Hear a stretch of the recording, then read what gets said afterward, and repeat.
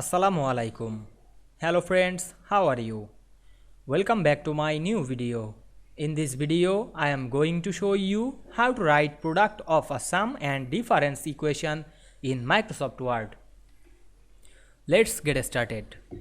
Firstly, we have to open a Word document. Now we want to write product of a sum and difference equation in this document. Go to the Insert menu. Then click the equation drop down menu and go to the more equation from office.com. Then find the product of a sum and difference equation. Here the products of a sum and difference. Now we insert it to click. Then we can see we write the product of a sum and different equation very easily. I hope you enjoyed the video.